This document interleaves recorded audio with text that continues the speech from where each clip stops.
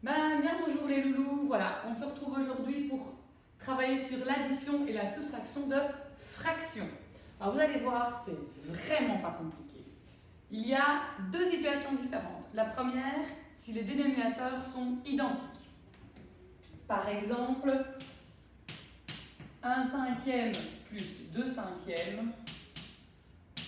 On a bien des dénominateurs qui sont identiques, le 5.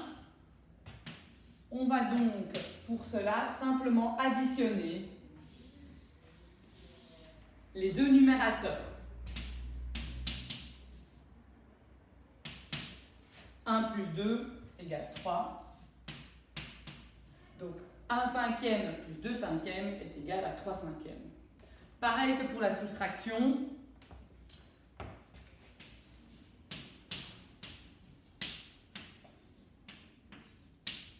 Si on a 8 douzièmes moins 3 douzièmes, on a exactement le même dénominateur. Donc on le garde. Et on opère sur le numérateur, ce qui nous donne 5 douzièmes. Ok, jusque-là, facile. Là où il y a une petite difficulté, c'est si les dénominateurs sont différents.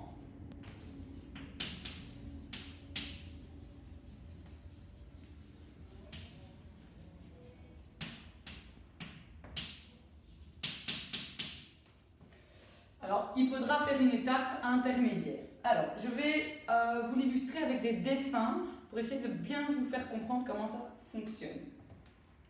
Nous allons opérer 2 tiers plus 1 quart. Alors,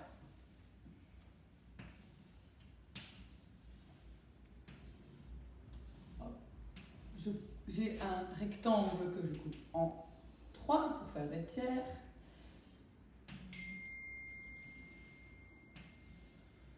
Et un que je coupe en 4 pour faire des quarts. J'ai 2 tiers, 2 tiers, et j'ai 1 quart que je vais additionner. D'accord ? Ce que je vais faire, c'est que je vais reproduire la découpe de chacun des rectangles dans le rectangle initial. Je vous montre.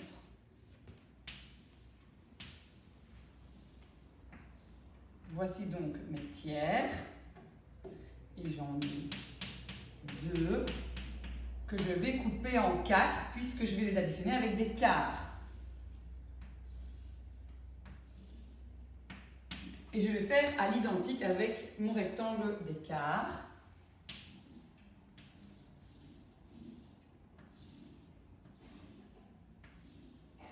Donc voici mon quart que je vais découper maintenant en 3 puisque je vais l'additionner avec des tiers.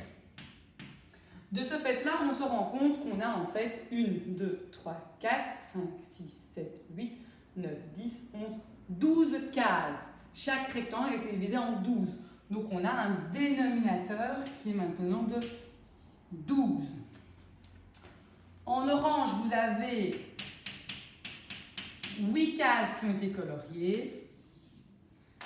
Et en bleu, vous en avez 3. Et donc on va additionner 8 et 3.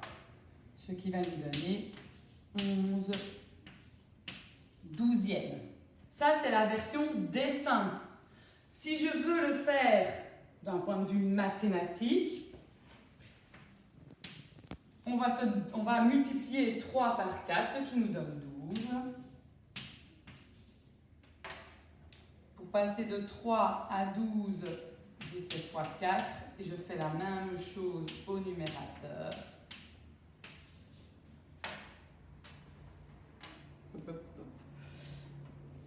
Et pour faire de 4 pour arriver à 12, on fait x 3. Je fais la même chose pour arriver au dénominateur. 1 fois 3, 3. En additionnant les deux, on obtient exactement la même chose. Ça fonctionne pareil pour la soustraction. Je vais vous le montrer. Alors, on va soustraire 7 neuvièmes et 2 tiers. Pareil, on va faire les rectangles pour bien comprendre.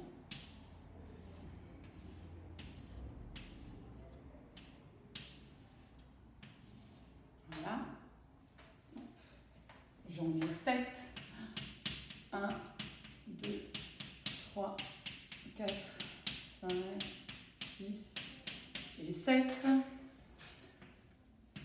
2 tiers.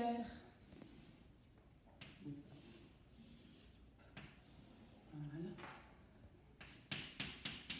1 et 2 tiers. Alors, ici vous remarquez que les lignes verticales qui sont tracées chez les tiers sont déjà tracées chez les neuvièmes. Donc on va juste recouper ici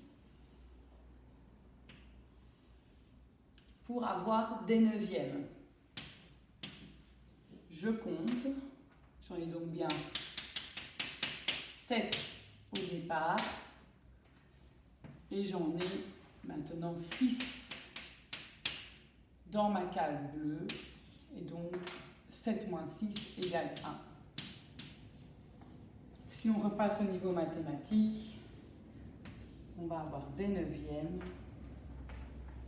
9 pour arriver à 9 fois 1.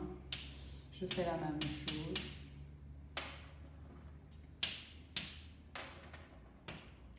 Et de 3 pour arriver à 9, on fait fois 3.